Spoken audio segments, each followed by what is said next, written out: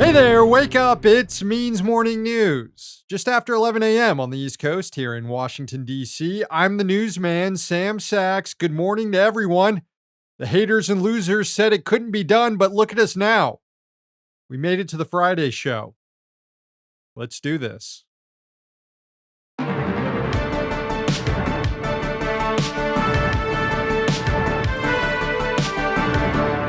And we begin with news coming out of the high-stakes labor negotiations between UPS and the Teamsters, which represents about 340,000 workers at the company.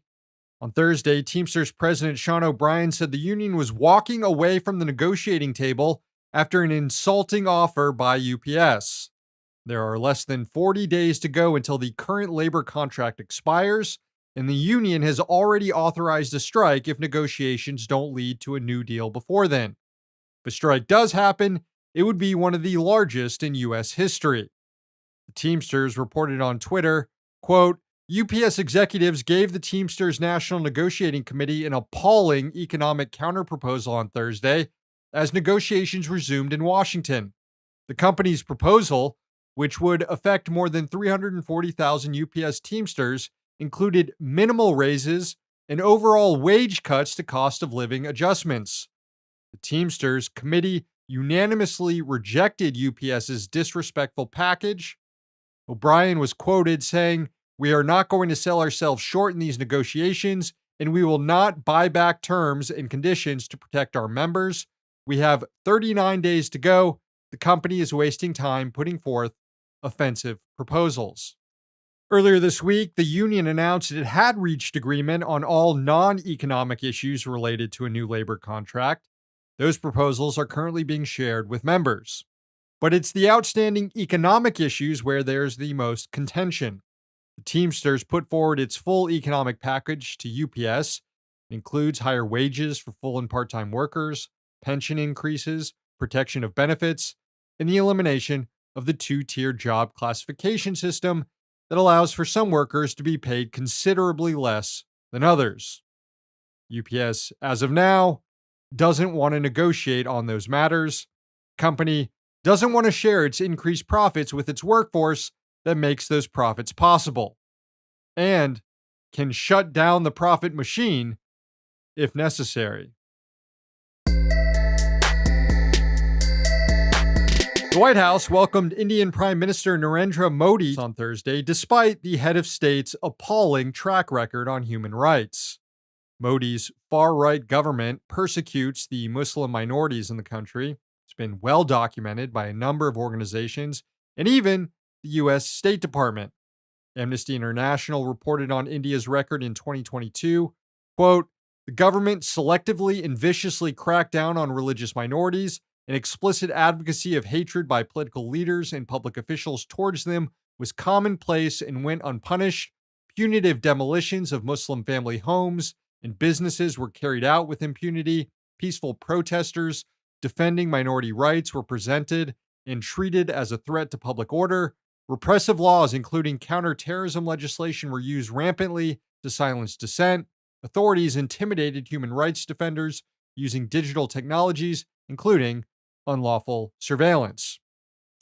And the State Department's 2022 report on human rights practices in India detailed, quote, "Significant human rights issues included credible reports of unlawful and arbitrary killings, including extrajudicial killings by the government or its agents, torture or cruel, inhumane, or degrading treatment or punishment by police and prison officials, harsh and life-threatening prison conditions, arbitrary arrest and detention, political prisoners or detainees, arbitrary or unlawful interference with privacy, restrictions on freedom of expression and media, including violence or threats of violence, unjustified arrests or prosecutions of journalists, and enforcement of or threat to enforce criminal libel laws to limit expression, restrictions on internet freedom, interference with the freedom of peaceful assembly and freedom of association, restrictions on freedom of movement and on the right to leave the country, refoulement of refugees,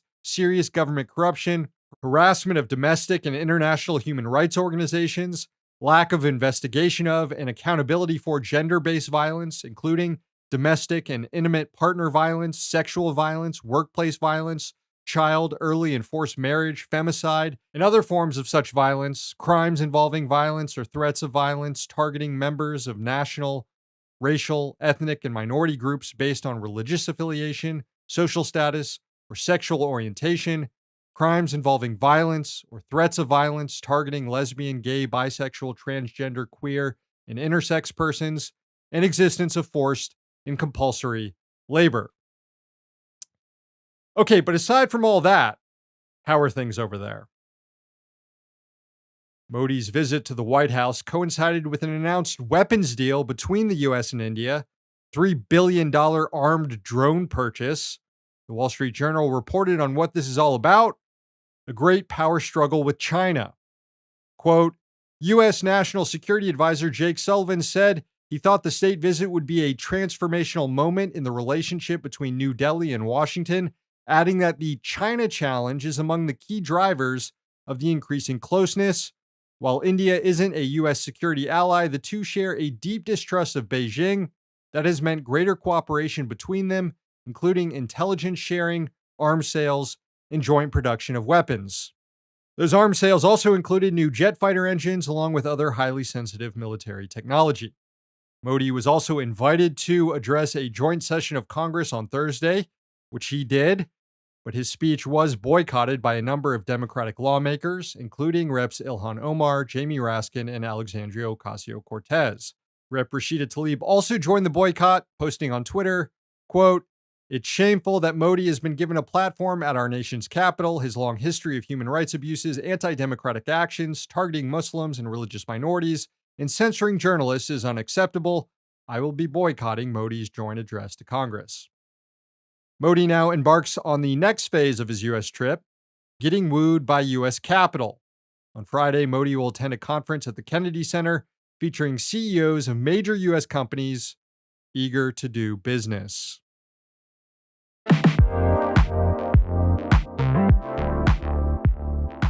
And finally, the largest bank in the country was busted yet again for flagrantly breaking the law. The Securities and Exchange Commission fined JP Morgan Chase $4 million on Thursday after a subsidiary of the bank was found to have deleted 47 million emails that it was required by law to retain. Those emails were sought as part of multiple investigations into the bank, as the SEC's order reads, quote, in at least 12 civil securities-related regulatory investigations, 8 of which were conducted by the commission staff, JP Morgan received subpoenas and document requests for communications which could not be retrieved or produced because they had been deleted permanently. The bank claimed the emails were deleted by accident by a third-party vendor, an excuse that the SEC appeared to buy, but the megabank has a habit of getting fined for deleting communications it was required to preserve as part of investigations, which is likely deliberate because the fine associated with deleting emails is less than the fine associated with whatever crime doing might be laid out in those emails. As CNBC reported, in 2021, the bank agreed to pay a $125 million penalty for not preserving electronic communications sent between 2018 and 2020. And in 2005, it was fined $700,000, again for not preserving electronic records. Good to know if you ever come under investigation by the feds, just do what Jamie Dimon does and destroy the evidence. Actually, that's not legal advice. Do not do that. It won't work.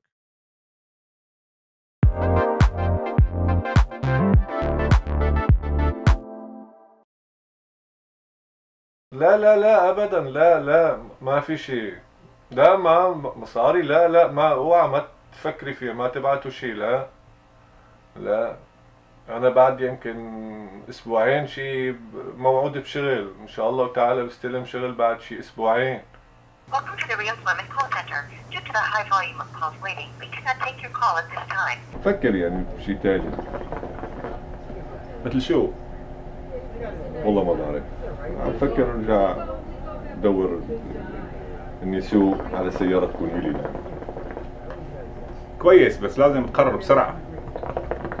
شو اللي عندك مشان اذا فينك تدبر شغل يا احمد؟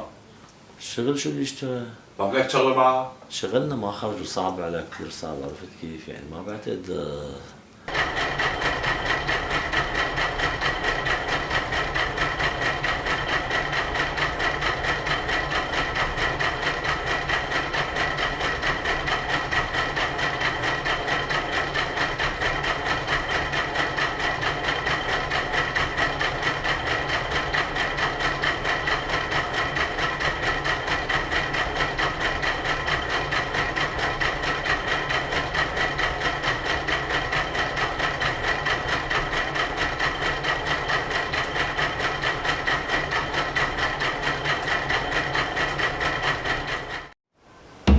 El graffiti es una frontera, es decir, aquí donde hay un muro, hay un territorio. El símbolo genera en ti una serie de creencias, una serie de experiencias, una serie de acciones sociales. A partir de valorar unos símbolos y desvalorar otros, se va generando un mundo. Tenemos esta idea de construir relato a partir de personajes, a partir de poderes. Una especie de protesta, ¿no?, hacia lo que muchas veces se nos ha dicho, que somos los derrotados. El quinto elemento de la comunicación masiva: radio, prensa, televisión, internet y murales. La calle, sobre todo en Latinoamérica, empieza a ser ocupada como escenario para visibilizar las diferentes demandas, memorias históricas. A lo largo de toda la historia de la mujer se ha impuesto un rol determinado y se ha limitado al espacio más privado. El salir a la calle a pintar como mujer tiene que ver con romper eso. Es una toma mayúscula de la calle. La calle está en estado inflamable. Me dicen de todo por vivir a mi modo. Me ensucio en esta vida como si fuera lodo. Lo pruebo, le doy y si falla me jodo. Voy siempre fiel a mi deseo, codo a codo. Me lleva el norte es mío. Lo escribo cada mañana, es mi desafío. Respiro, observo y confío. Y cuando llega la noche miro la luna y sonrío. Vida nómade, vida donde sea. Vida más liviana, vive a tu manera. Vive más tranquila, vive como quieras. Que nadie marque tu horizonte, ni la frontera. Vida sin jefe, vive sin patrón. A mí me marca el pulso, mi corazón. Me monto en el viento y en esta canción me dicen descarriada y yo digo revolución.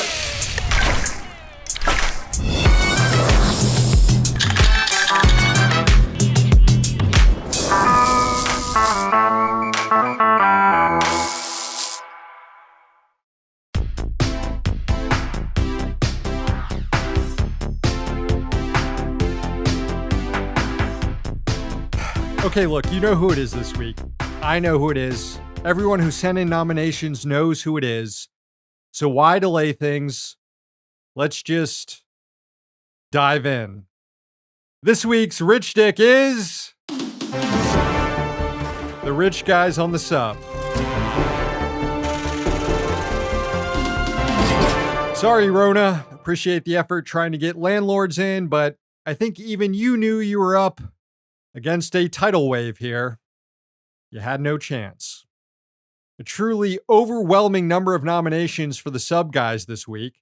Can't remember this much enthusiasm for a posthumous Rich Dick nomination since the Queen died last September. Which, wasn't too long ago. Y'all are kind of sick. But as always, I'm at your service, ready to go down with the ship. And I'll be honest, I was a little worried that this might be in poor taste. But then I saw beloved Hollywood director and big-time Deepwater sub guy James Cameron go on TV minutes after it was confirmed that Titan imploded and just roast its operators. I'm struck by the similarity of the Titanic disaster itself, where the captain was repeatedly warned about ice ahead of his ship, and yet he steamed at full speed into an ice field on a moonless night, and many people died as a result. And for a very similar tragedy where warnings went unheeded to take place at the same exact site, with all the diving that's going on all around the world, I think it's just astonishing. It's really quite surreal. Well, if James can go in, I can too. And if there's anyone on that sub most deserving of the Rich Dick dishonors, then it's the OceanGate CEO, the guy who conceived of this entire operation, Stockton Rush. He joins a long line of experimental inventors killed by one of their own inventions. But he's one of the few who also had the hubris to take a bunch of other people out with him. From the onset, Rush was warned repeatedly that something like this might happen. Earlier in the week, we talked about the whistleblower, David Lockridge, who helped design Titan and warn Rush that it wasn't safe, that its porthole wasn't certified for the depths the vessel was going to plunge to, and that the capsule's carbon fiber design was untested for multiple deepwater dives. Instead of heeding Lockridge's warning, the company fired him. Around the same time in 2018, the Marine Technology Society sent a letter to OceanGate also raising concerns about Titan, its design, and the lack of certification and testing. It read, quote, "This letter is sent on behalf of our industry members who have collectively expressed unanimous concern regarding the development of Titan and the planned Titanic expedition.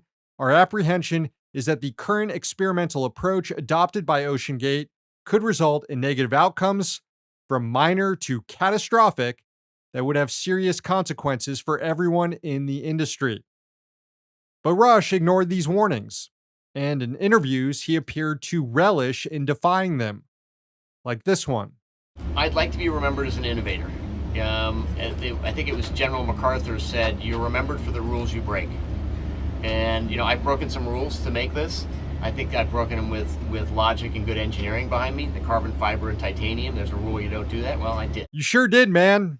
And now we all know why there's a rule you don't do it.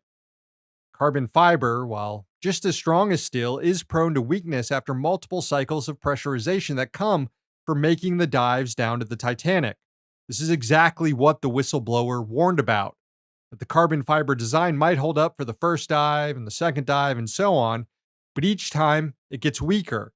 And without testing in place to ensure its strength, then on one of these dives, sometime in the future, it will eventually fail. And that appears to be what happened on the ship's fourth tourist trip to the Titanic.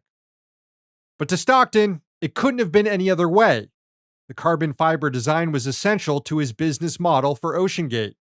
Lighter than steel and titanium, carbon fiber would allow Titan to be larger and thus to accommodate more passengers.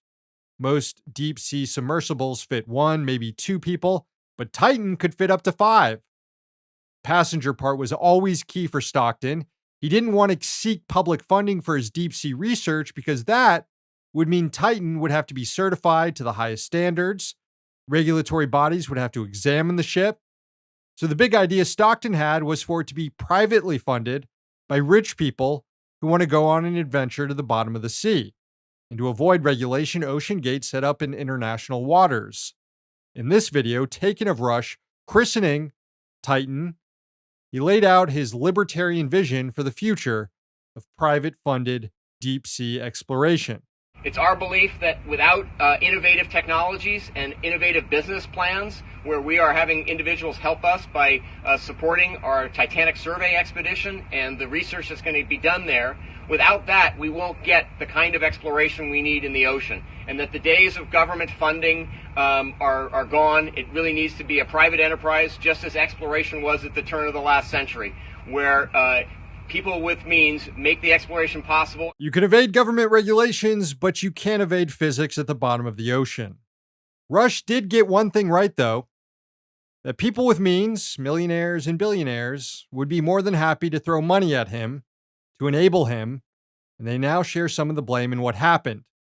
People like billionaire adventurer Hamish Harding, or wealthy British-Pakistani businessman Shahzad Dawood, who dragged his teenage son Suleiman along for the journey.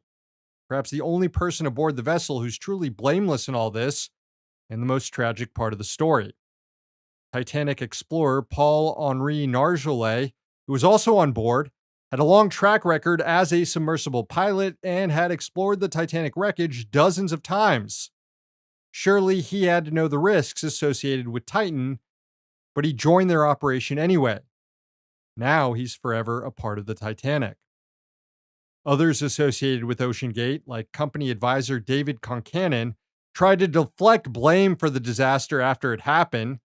Concannon wrote on Facebook that the U.S. government was not moving fast enough or putting enough resources into the search for the missing sub. Typical libertarian fashion, defy government regulations, then when things go wrong, beg the government for help. Concannon wrote, quote, I hope to get a few hours of sleep, wake up and see very positive responses from the US government in my inbox. If I don't, the whole world will know the names of the people who did not do their jobs. Oh, we know the names of the people who didn't do their jobs all right. They worked at Ocean Gate. And there was nothing the Coast Guard could have done at that point. When that Facebook post was written, Titan had already imploded. The Wall Street Journal reported that the Navy picked up the explosion on sonar right after it happened, just a couple hours into Titan's initial descent, which is information that would have probably been useful to the news media so that everyone watching this unfold didn't have to play out the nightmare scenario in their head of a group of people slowly running out of oxygen at the bottom of the ocean. According to the U.S. Coast Guard, the debris of the Titan submersible was found on the ocean floor in the North Atlantic, about 500 meters from the wreckage of the Titanic itself. The families of those on board can take some solace in knowing that a catastrophic failure of the vessel that far down in the ocean would have resulted in a sudden, painless death. We should all be so lucky when we eventually meet our demise. And so, we conclude by saying that the rich guys in the sub, you're this week's rich dicks. I'm going to go lock my Twitter account now.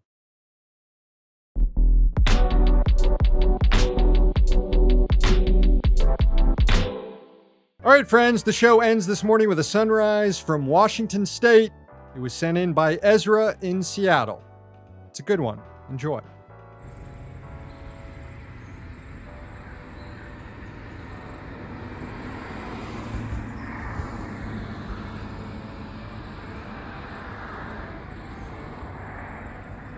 Thank you, Ezra. Show's over. Thanks for watching. And of course, thanks to the team behind the scenes. If you haven't yet, sign up for Means TV. There's a 7-day free trial going on right now. And subscribe to our YouTube and podcast channels. One day capitalism will fall. Until then, we're going to be right here. See you next week.